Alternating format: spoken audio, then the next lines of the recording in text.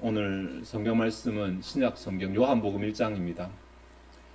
요한복음 1장 10절부터 12절까지 말씀이고 그 다음에 이제 5절인데 제가 5절을 뺐거든요. 5절도 제가 같이 봉독하도록 하겠습니다. 먼저 10절에서 12절입니다.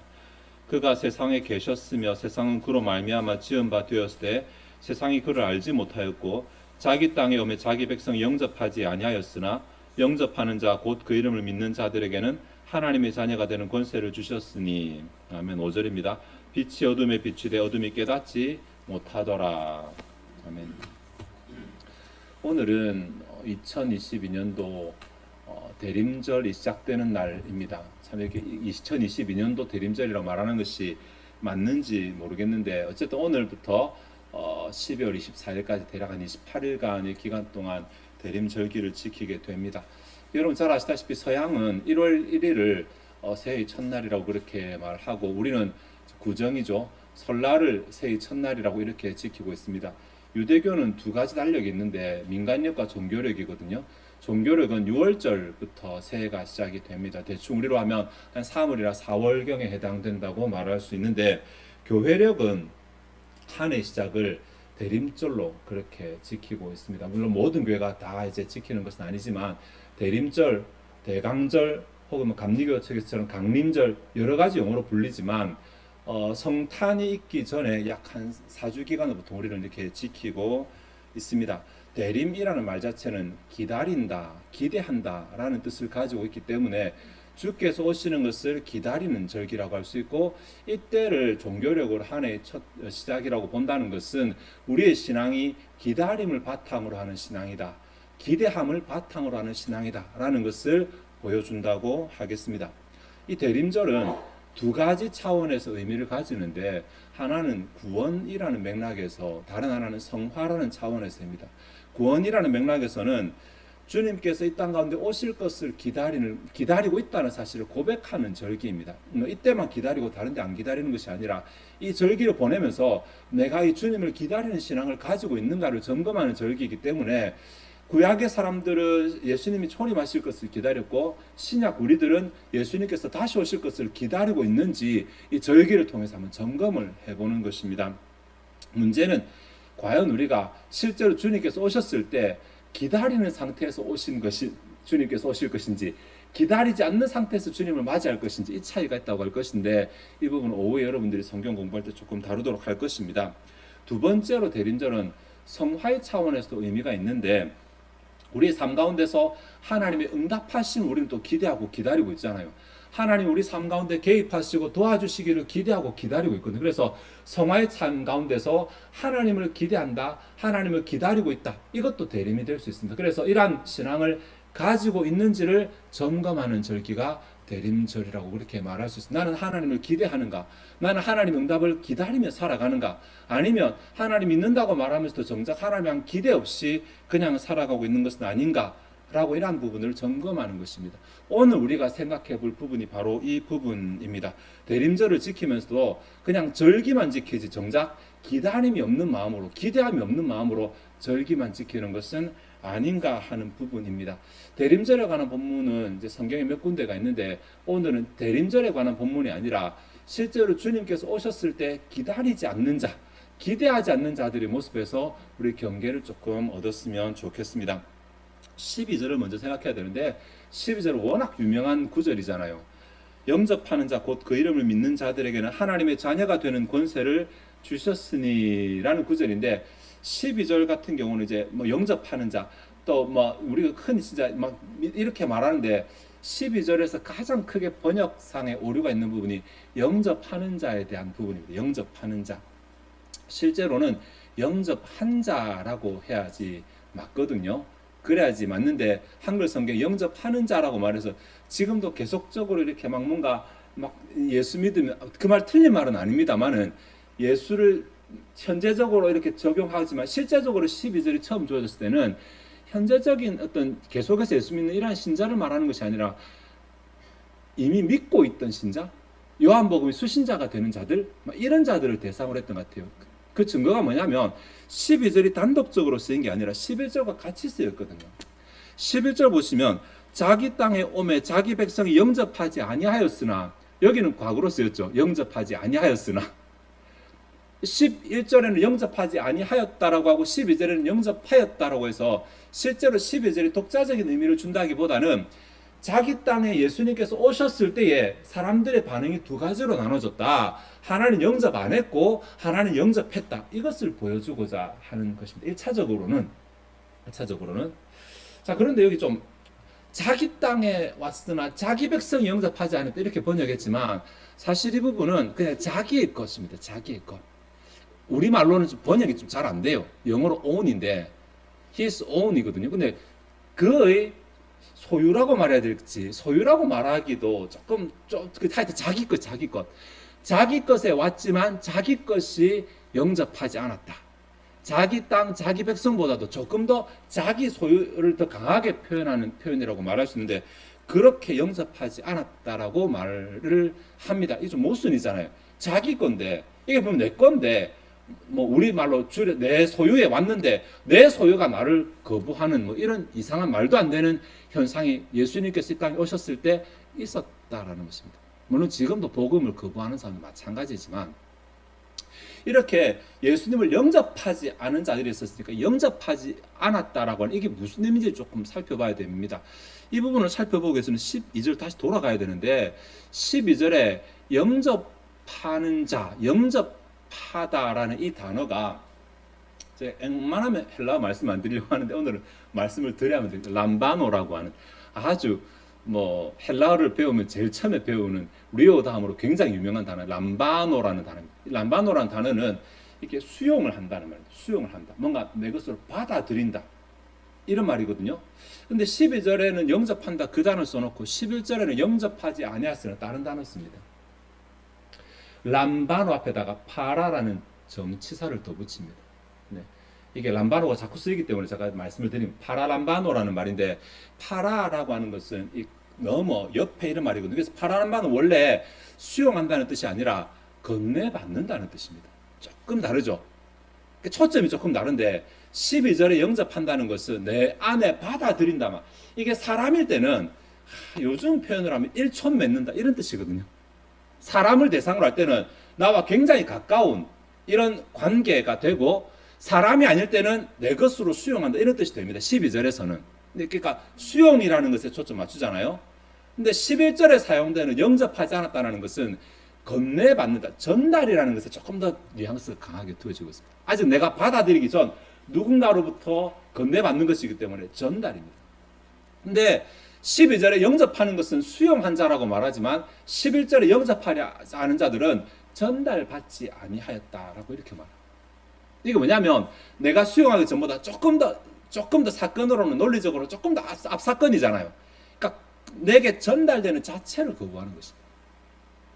이들은 예수님이 자기 땅에 오셨는데도 자기 백성들임에도 불구하고 이 기다리지 않는 자, 영접하지 않는 자들은 예수님이 그 땅에 들어오신 자체를 거부합니다. 엄연히 자기 땅에 예수님의 땅이고 또 예수님께서 그 가운데 계속 계셨다고 말하는데도 인정하지 않는 것입니다. 내 것으로 받아들이는 둘째치고 인정하지 않는 예수님에 대해서. 왜 이들이 예수님을 인정하지 않는 것인가? 왜 영접하지 않는 것인가? 이것과 관련해서 이제 짝이 되는 10절 말씀도 좀 한번 살펴봐야 되는데 10절에 보시면 그가 세상에 계셨으며 세상은 그로 말미암아 지은 바 되었을 때 세상이 그를 알지 못하였고라고 합니다. 알지. 11절에는 영접하지 않았다. 주제는 같거든요. 주제는 같은데 11절에는 영접하지 않았다고 표현하고 10절에는 알지 못하였다고 표현을 하고 있습니다.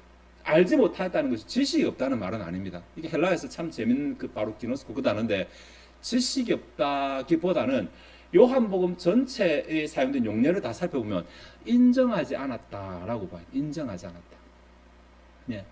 근데 인정하지 않았다라고 말할 수 있는 이 단어가 이렇게 우리 해석할 수 있는 이 단어가 뭘 인정 안 했냐?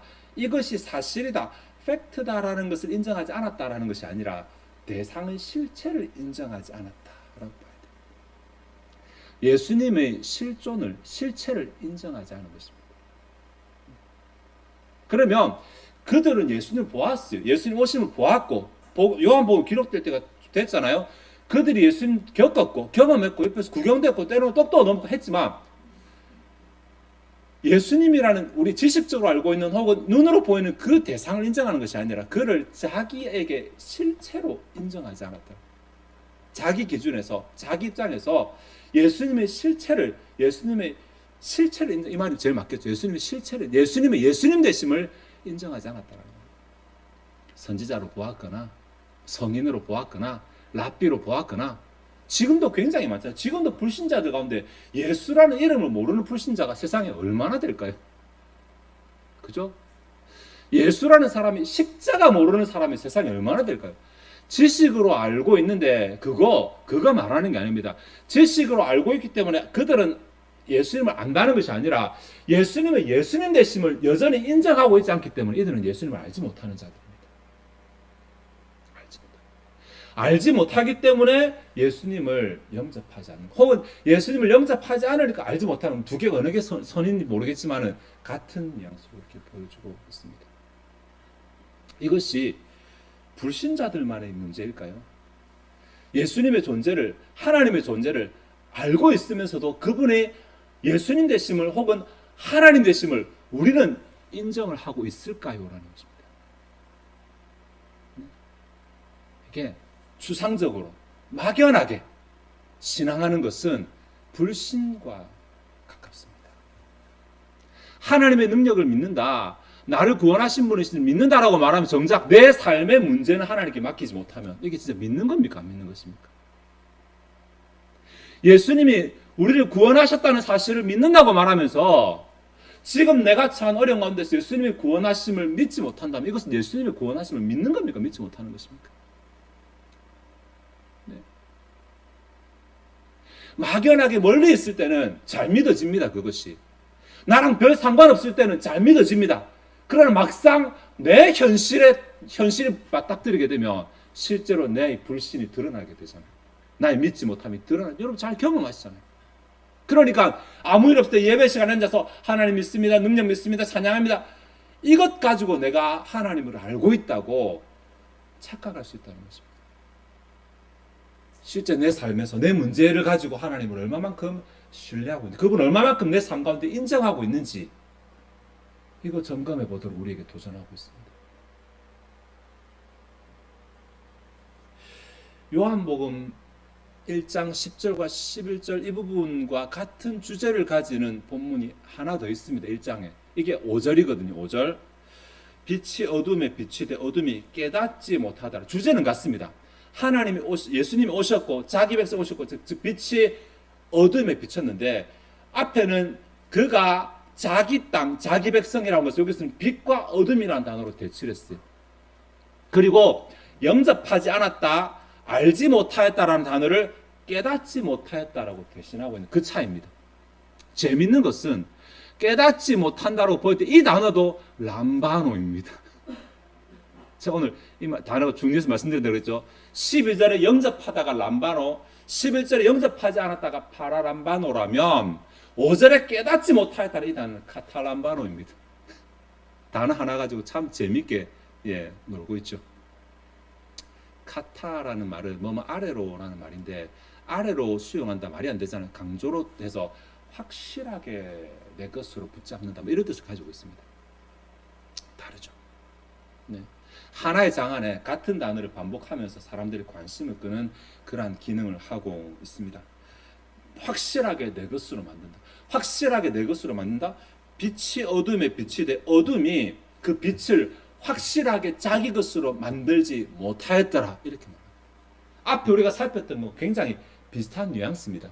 그런데 이 1장 5절과 관련되는 본문이 하나 더 있어요. 요한복음에. 자꾸 가지치게 죄송합니다. 상호 본문이라고 해서 보다 그런데 3장입니다. 3장 19절과 20절입니다. 3장 16절은 잘 아시니까 그 다음에 나오는 것인데 그 정죄는 이것이니 곧 빛이 세상에 왔으되 빛 이야기하죠. 사람들이 자기 행위가 악함으로 빛보다 어둠을 더 사랑한 것이니라. 빛, 어둠 이야기하죠. 네, 그래서 요한복음 1장 11절이 10절과 연결되고 5절과 연결되고 3장 19절과 20절과 연결이 됩니다. 그런데 여기는 뭘 설명하냐면 빛이 어둠에 왔지만 사람들이 자기 행위가 악함으로 빛보다 어둠을 더 사랑하였다. 앞에서는 빛이 어둠에 빛이 돼 어둠이 깨닫지 못하였다라고 말하는데 여기서는 어둠을 더 사랑하였다라고 이렇게 말을 하고 있습니다. 악을 행하는 자마다 빛을 미워하여 빛으로 오지 아니하나니 이는 그 행위가 드러날까 함이요. 여기 또 빛을 미워한다. 빛을 사랑하지 아니하고 빛을 미워한다고 이렇게 말합니다. 좀 정리를 해보겠습니다. 그러니까 이 빛이 오기를 기대하지 않는 사람, 빛이 왔을 때 영접하지 않는 사람의 특징이 뭐냐면 빛보다는 어둠을 더 사랑하는 거잖아요. 빛은 미워하고 어둠은 더 사랑하잖아요. 이게 미워한다는 경멸한다는 말인데 이게 이제 거리를 둔다는 말입니다. 거리를 둔다. 하나님은 거리를 두고 막상 세상은 가까이 하고 죄는 가까이 하고 이런 모습으로 살아간다는 것입니다. 네. 불신자들은 당연히 이렇게 살아갑니다. 불신자들은. 근데 이것이 과연 불신자들만의 모습일까요? 하나님을 믿는다고 말하면서 때로는 하나님을 기다린다고 재림을 기다린다고 말하면서 우리의 삶이 익숙한 어두움을 더 사랑하고 이제 완전 구원받아서 새롭게 소속이 바뀌었는데 어둠에 살다가 빛으로 소속이 바뀌었는데 새로운 삶에 적응하기는 게을리하는 이런 삶을 살아가고 있지는 않는가라는 것입니다. 네? 이전의 세상에 익숙해서 죄에 익숙해서 그렇게 살면서도 그것이 죄인 줄도 모르고 잘못된 줄도 모르고 살아갔던 것은 지나간 때가 족합니다. 이제는 날마다 말씀을 통해 새로운 기준이 무엇인지를 듣고 있음에도 불구하고 막연하게 듣고 지나가 버리고 여전히 내 삶은 빛보다 어둠을 더 사랑하는 삶을 살고 있지 않는가. 이것은 대림의 신앙이 아닙니다. 네. 막연하게 주님을 기다립니다. 주님 재림하실 것입니다. 이렇게 말하지만 진짜 주님이 곧 오신다 그러면 어떡하지? 내가 세상에서 즐길 게 좀 더 남았는데 야, 이 기쁜 것을 두고 어떻게 떠나가지? 이렇게 혹시 생각하고 있지는 않으십니까? 대림 아니죠, 그것은. 기다림 아니죠. 네. 오히려 주님 오신 다음에 불안해지고 초조해지는 거죠.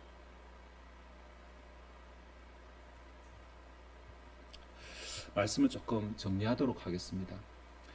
대림절이 교회적으로 신앙적으로 교회력의 시작인 것은 이것이 우리의 신앙의 기본 바탕이기 때문에 그래서 교회는 신약시대에 생겨났잖아요. 구약의 교회, 신약교회. 신약교회는 태생적으로 주님의 오심을 기다릴 수밖에 없는 존재들, 다시 오심을 기다릴 수밖에 없는 존재들이에요. 그래서 신약 성경 가운데 이런 시기에 기록된 데살로니가 전서부터 주님의 오심에 대해서 말하고 가장 늦게 기록된 요한계시록도 주님의 다시 오심을 기록하고 있어요. 태생적으로 신약교회는 주님의 오심을 기다릴 수밖에 없는 대림의 신앙을 가질 수밖에 없는 존재들이에요. 그렇게 대림의 신앙이 밑바탕되어 있는데 우리 신앙이 진짜 대림의 신앙인가? 대림절기만 되어서 주님 오심을 기다립니다 고백하는 이런 것이 아니라 진짜 내 삶이 주님의 오심을 기다리는 신앙인가를 점검해 볼 수 있도록 오늘 본문에 구체적으로 두 가지 지침을 주고 있어요. 내 삶에서 하나님을 실제로 인정하는가? 네. 내 머릿속에 내 지식 속에 계신 분이고 실제로 내 삶은 하나님 없는 것처럼 살아가고 있지 않는가?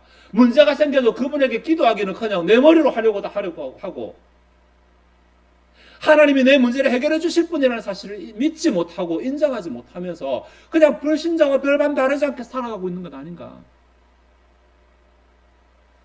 두 번째 기준은 나는 세상을 즐기며 죄를 즐기면서도 하나님께 가까이 가는 것은 주저하고 있지 않는가? 새로운 기준을 내게 받아들이고 새로운 기준을 내가 익숙해지고 이전에 익숙했던 기준을 오히려 더 멀어지게 하고 이렇게 노력하는 성화의 삶을 살아야 되는데 그렇게 살지 않으면서도 내 머릿속에 나는 대림절을 지키고 나는 주님의 오심을 기다리는 신자라고 생각하며 살아가고 있지 않는가를 생각해 보자는 것입니다. 막상 주님이 언제 오실지 모르지만 막상 주님이 언젠가 오실 것이고 주님이 안 오시면 우리가 그전에 먼저 가게 될 건데 주님과 맞닥뜨리게 되었을 때 우리가 주님 앞에서 당황하게 되지 않도록 나 주님 대림했는데요 라고 말했을 때 주님께서 네가 언제 대림했느냐 성경 가운데 그런 내용이 있죠. 내가 주님을 사랑하지 않았습니까? 라고 말해요. 네가 언제 나를 사랑했냐고 하시면 주님께서 구체적으로 드신 예가 네가 언제 누가 줄일 때 먹을 것을 주었으며 누가 목마를 때 물을 주었냐 이렇게 말씀하시잖아요. 주님의 기준은 그것이고 굉장히 구체적입니다. 네가 나를 대림했다고 말하면서 정작 네 삶에서 나를 인정하며 살았느냐? 정작 네가 죄를 멀리하고 의를 추구하는 삶을 살았느냐? 라고 하실 때 우리가 당황하게 되지 않도록 우리가 대림하는 신자라면 주님께서 다시 오실 것을 믿는 신자라면 아니 성화의 삶에서 주님께서 내 삶 가운데 간섭하시고 응답하시기를 기대하는 신자라면 나의 모습을 점검해 보시고 내 삶에서 주님을 인정하고 또 죄는 멀어지게 하고 의를 추구하는 삶을 살아감으로 실제로 내 삶 가운데서 주님께서 역사하시고 또 막상 주님께서 오셨을 때 내가 주님을 기쁨으로 맞이할 수 있는 저와 여러분 되시기를 바랍니다. 기도하시겠습니다. 하나님 이제 성탄절을 몇 주간 앞두고 우리가 대림의 절기를 시작하면서 우리의 신앙이 대림에 적합한 신앙인지 우리의 신앙이 기본적으로 하나님을 기대하고 기다리고 있는 신앙인지를 생각해 보았습니다. 원하옵건대 우리의 영혼에 깨달을 수 있는 지혜를 허락하여 주시고 하나님의 말씀이 우리에게 무엇을 요구하는지 알게 하시며 순종하게 하옵소서. 주여 막연하게 예배 시간에 참석하는 것이 내 신앙의 전부가 되지 말게 하옵소서. 내 삶에서 하나님을 인정하고 이 삶 가운데서 하나님의 기쁨을 위해 살아가는 그 자체가 곧 대림의 신앙인임을 알게 하여 주시고 내 삶이 주님을 기다리는 자로서 주님께서 다시 오실 것이라는 것을 고백하는 자로서 합당한 삶을 살아갈 수 있게 도와주시옵소서. 추상적이고 막막하고 먼 것이 아니라 아주 구체적이고 실제적이고 삶 가운데서 우리가 적용할 수 있는 기준들을 말씀해 주셨사오니 날마다 하나님을 내 삶 가운데 인정하게 하시고 날마다 죄는 멀리하며 의를 가까이 하기에 노력하는 우리의 삶이 되게 도와주시옵소서. 하나님, 주님께서 언젠가 다시 오실 뿐만 아니라 지금도 기도하는 자에게 지금도 기다리는 자에게 응답하시는 줄을 압니다. 우리 삶 가운데 문제에서 우리를 구원하여 주시고 우리의 기다림을 끝내게 하시고 주의 응답을 누리게 도와주시옵소서. 이 시간 주 앞에 준비된 예물을 드리고자 합니다. 우리의 마음이 즐거이 하나님을 헌신하게 하옵소서. 감사드리며 예수 그리스도의 이름으로 기도하옵나이다. 아멘.